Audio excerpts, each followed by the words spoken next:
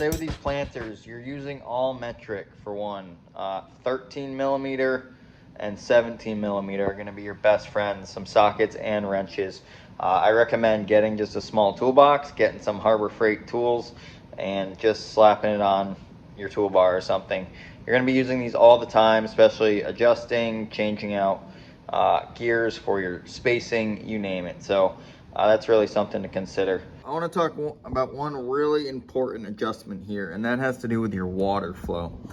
So right here you have this nice nylon metal braided tube coming down from your tank, a nice one-way ball valve, half turn. These are essential. If you're not either one using a unit or you're in transport, keep these off, because this wheel is going to turn and it's going to drop water, or it could get stuck in between and drop all your water and fertilizer out. So keeping these shut every time you hop off the unit, every time you're switching out rows, this will really help to keep so you don't lose your water. So also make sure they're on as you're watering, as you're transplanting. So that's one thing right there. The next thing I want to show you, and this is something again to read to your owner's manual, you're gonna look at this thing and say, what the heck is this? Well, this is actually your adjustment for your water to let out more or less than you would like. This is a very touchy, very touchy part of this transplanter. This is probably one of the most difficult things that we deal with on a daily basis with this while we're transplanting. Let's see, I'm trying to remember now. I believe farther down is more water and farther up is less water. And this is adjusted from this set screw right here, or this wing nut right here. So as you can see, this moves up and down like that. So depending on how much water you want to put out, depending on how dry, how big of a cell you have, how deep you're planting, this is going to change quite often. And I've noticed that this likes to slide up and down throughout planting 10 feet, planting 500 feet, planting an acre. It doesn't matter. This is always going to change. So we're constantly kind of keeping an eye on this as we're planting. And when you turn the wheel, you can see how that changes. Well, now it's not doing it because it's not tight. Anyways, getting your proper setting right to how much water you want to put out is kind of the tricky, harder part. But once you figure that out, usually by spinning this a couple times, watching the water kind of drop out bit by bit, the water is actually going to come out of here. Right where your plant's coming out, the water falls and it will trickle out. But keeping this very tight is really important to making sure this doesn't slide. And I mean taking a vice grip and really cracking down on that. And that'll really help mitigate not having to check this all the time or wondering why your water is not coming in and out. So right there is something you want to check. But as you spin, you can see how that's clicking back and forth. Every time that clicks that's letting a water, I guess, yeah. Every time this clicks, that's allowing water to plunge out. The water doesn't flow naturally out of this. It only drops water as a plant drops. So you're conserving a lot of water at the same time. But again, as much or as little water as you want putting out is very minutely adjusted by this. So something to really train yourself on, read the owner's manual, grease, obviously, and keep an eye on for sure. Yeah, otherwise it does a phenomenal job. If you look in here, you got some gear systems. This is all as the rotary transplanter spins. You can notice this big arm here. That's where the plastic piece kind of sits. You can notice the cup rotating up here. As it rotates, you can see where the cup's going to drop the plant as it comes around. And you can kind of hear it click and click and click, and that's every time a plant's going to drop. This gear system here, I don't know a lot about. I've never had to touch. This is kind of set in stone unless a bearing goes or a gear breaks. This is really something you don't have to do a lot with, which is nice. That kind of runs the show here as it spins. The last and the most crucial thing I want to talk about this transplanter is the spacings, the gears, the different adjustments you can do with your spacing. And was the biggest, one of the most leading factors to why I decided to go with this transplanter, is the versatility in spacing you can do between rows, as you can see here, and also within row. We're a diversified vegetable farm, so we're planting a plethora of different crops, anything from 6 inches all the way up to 36 inches. So I wanted a unit to, if we wanted to trial something at a 36-inch spacing. I've never transplanted anything at a 36-inch, but if I had that option to do it and I wanted to try it, I wanted to be able to have the unit to do that. A lot of the standard plantings we do are 12-inch, 15-inch, and 18-inch. Those are really the three that we use the most. We use 6-inch for leeks. We're going to trial probably anywhere from 8 to 9 inches with some lettuces here, maybe cabbage, broccoli, you name it. And you notice I'm naming a plethora of different gears, and I'm not like stuttering or hesitating at all. This unit can do that. It's got the capabilities to do all that, and I just want to flop this up here so I can show you that.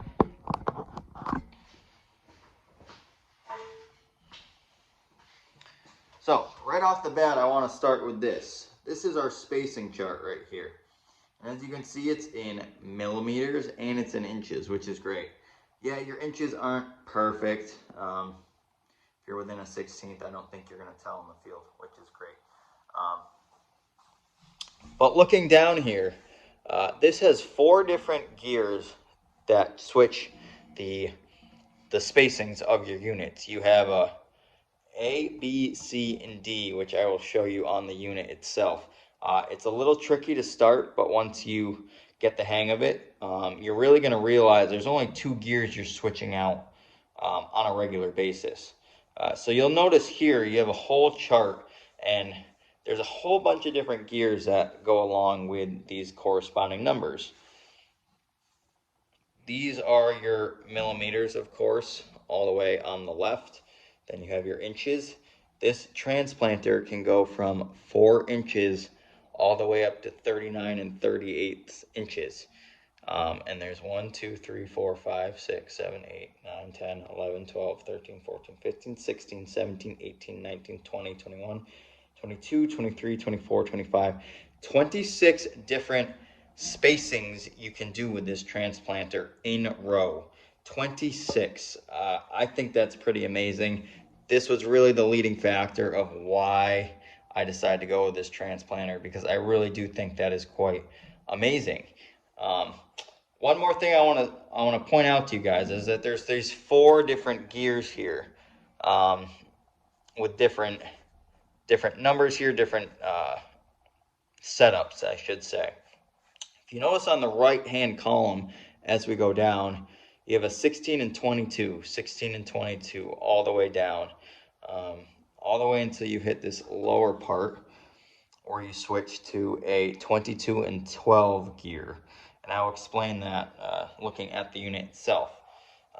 What this means is that this section of gears right here, 2 out of the 4 gears you're never changing, and which is nice because these other 2 gears are kind of a pain in the butt to switch out. Not the end of the world, but it's a lot more easier. You're only dealing with 2 gears to switch out between at least, let's see, 1, 2, 3, 4, 5, 6. So out of the 20 spacings right here, you're only changing out 2 gears, going from anywhere from 8 1/4 all the way up to 39 3/8. So that's pretty awesome here. This other side is for your smaller space stuff, anywhere from 4 inch to 7 7/8, or 10 millimeters up to 20 millimeters. excuse me, centimeters. Centimeters. I'm American. I'm sorry. Centimeters. So, anyways, centimeters and inches. Centimeters, inches. We got that figured out now. So, anyways, this is the chart here. It sits right on the side of the transplanter, which is great. So when you're switching out your gears, what gears do I need? Look right to your right. They'll be right there. I'm going to wait to throw this on because this covers part of the other half of the gears that I have to show you. And then we'll throw it on so you can have a quick idea of how that works. So.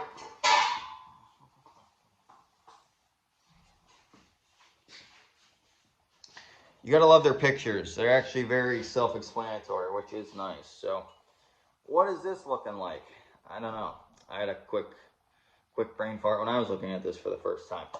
This is showing you how you take the tension off your gears for switching your gears out, which is really nice. So, take a quick glance at that, and then we'll show you in person how to do that. So, this is underneath that cover I just showed you guys. There are 4 gears right here that you can see very clearly. I want to make something clear that these 2 gears right in the middle don't have anything to do with your A, B, C, or D. These are just strictly your tensioners to keep this chain in place. So I want to start down here with your, with your A gear right here, okay? This is going to be your B gear on the other side of this outer side plate that's connected to your wheel. Right on the back side of this, you'll see there's a double geared system here. This is your C gear right here. So you have A, B, C, and then your last one is going to be this bigger gear up here, and this gear will change. So there's only 4 gears here. Again, you have some tensioner pulleys right here, gears to keep this all intact, which is really nice. So, like I said, these 2 gears back here are the ones that you're really not going to be changing out often. These are either going to stay permanent if you're doing the higher space gears, or if you're doing the lower space gears, you'll change these out. These are kind of a pain in the butt to change. There's some tensioners here with springs and bolts you gotta kind of take out to switch this around. Wear gloves. This stuff can bite your fingers and be a pain in the ass. These 2 gears are the ones that we're really gonna focus on a daily basis, especially with what I'm doing. So we're planting, let's see, broccoli we try to do at like 12 inches roughly. So we're usually using the 11 7/8 or the 30 centimeter one. So we're dealing with a 20 gear and a 14 gear. And this is basically replicated off these gears right here. So these are all represented off the teeth that they have. So some of these teeth have, let's see, some of these teeth have 16, 14, 22, 12, 10, you name it. There's a plethora of gears here to easily change. So the way this works is, one, you're gonna want this unit off the ground to start, and then it might be easier to do this on the ground once it goes. But you're gonna pull this down, and you can see that this is pulling this other gear closer. There's this cool little lever here that is going to help lock this in place. So you're going to pull this down until it kind of gets pretty close, and then you're going to switch this lever over to release your gear tension. That's really essential. Make sure this is locked in so it doesn't snap back and grab your fingers. So this is really easy after this. What we're going to do is we're going to pull this gear down like that. We're going to pull that gear chain off like that. So all we have to do now is unbolt, either by holding the tire, or like I said, setting this on the ground. Now you can see that it's free spinning. To change your A and B gear, you're just going to unbolt this bolt and that bolt. You're going to take your gear off, and you're going to switch it from your selection of gears up here. Unless you lose them, you have at least one gear for everything, for all the different combinations. And really important, make sure you put all the gears back up here and tighten this when you're done. Make sure that you put the gear on. There's no right or wrong way to face this. I just want to show you guys some of the gears really quickly.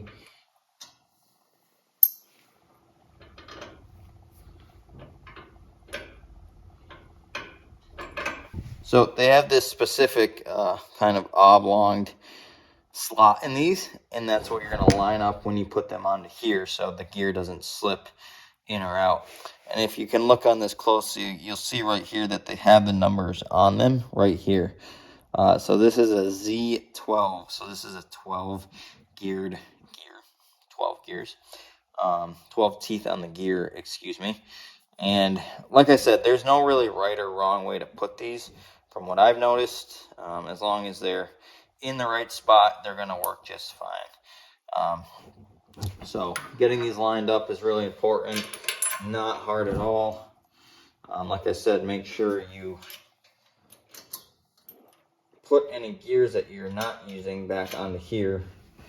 Tighten this up so you don't lose it.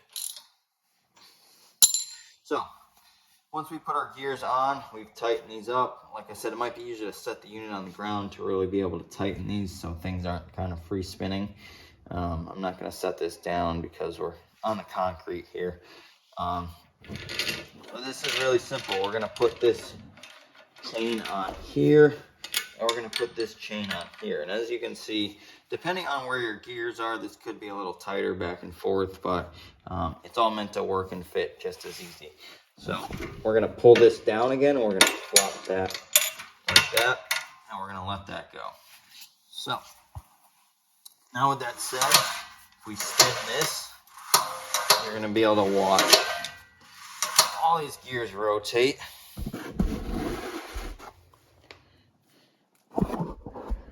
Up in here, if we spin this, you're going to see all this rotate. So what this is this tire is rotating at different speeds, which is rotating all these different gear configurations to drop the plant at a different spacing. It's pretty awesome, not gonna lie. It's really a time-saving machine. I don't know what I would have done without it this year. So the last thing I want to kind of give you a quick idea is how this kicker system works in here. Seeing it on the ground is kind of difficult, but watching it rotate, so we're going to be looking right in here. You'll see as the kicker comes out. I wish I had some plants to drop, but obviously not. But the plant would theoretically drop, push it out, and that plastic piece is going to hold that in place.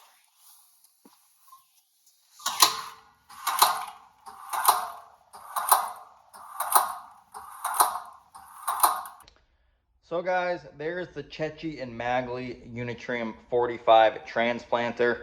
Like I said, this is a 3-row unit. You can do 1 row, you can do 3 rows, you can do 2 rows, whatever you would like. You can get a wicked long toolbar and do 20 rows, whatever you're doing. Very versatile machine. No, I have not used the 45s yet, but they are virtually the same as the Unitrium 10. So really optimistic that this is going to be a great machine. We're looking forward to this spring, a couple months away, to be able to get this out in the field and actually trial it. So if you guys have any questions regarding this, where to buy them, any information about them, the different mechanicals of how they work, very happy to do more videos or answer any questions. This was, like I said, purchased through Griffin Farm Equipment out of Connecticut.